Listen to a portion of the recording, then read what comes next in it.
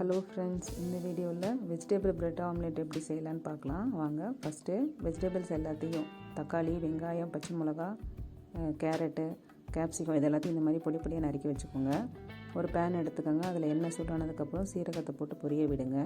பொரிஞ்சதுக்கப்புறம் பொடி பொடியாக நறுக்கி வச்சுருக்க பூண்டு, பச்சை மிளகா, வெங்காயம் இதெல்லாம் போட்டு நல்லா வதக்குங்க.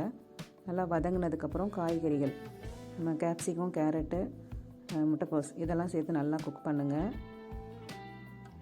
இதுக்கு தேவையான உப்பு போட்டு நல்லா குக் பண்ணுங்கள். இதுக்கு ஒரு தக்காளி போட்டு நல்லா வதக்கிடுங்க.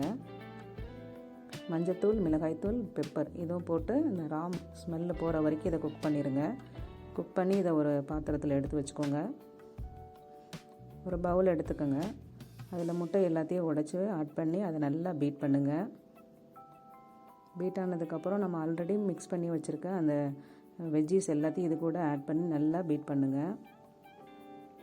இது கூட கொத்தமல்லி கொஞ்சம் சேர்த்து அதையும் நல்லா பீட் பண்ணுங்கள். இப்போ அதே பேனில் கொஞ்சம் எண்ணெய் ஆட் பண்ணி சூடானதுக்கப்புறம் நம்ம மிக்ஸ் பண்ணி வச்சுருக்க அந்த எக்கு வெஜ்ஜி மிக்சரை எடுத்து ஆட் பண்ணி நல்லா ஸ்ப்ரெட் பண்ணுங்கள். ஒரு ப்ரெட்டை எடுத்து அதுக்கு மேலே வைங்க. லோ ஃப்ளேமில் குக் பண்ணுங்கள். சுற்றி இது எல்லாத்தையும் இந்த மாதிரி மடித்து விடுங்க. இப்போ அந்த வெஜ்ஜி மிக்சரை எடுத்து மேலாப்பில் ப்ரெட்டுக்கு மேலேயும் அப்ளை பண்ணிடுங்க. நல்லா அப்ளை பண்ணதுக்கப்புறம் அதோடைய டாப் சைடு குக் ஆகணும். அதனால் அதை டர்ன் பண்ணி 5 மினிட்ஸ் லோ ஃப்ளேமில் குக் பண்ணுங்கள். இப்போ ஒரு டேஸ்டியான vegetable bread omelette ready.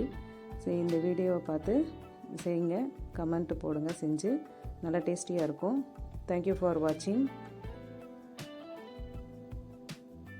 Subscribe my channel RJ Universe.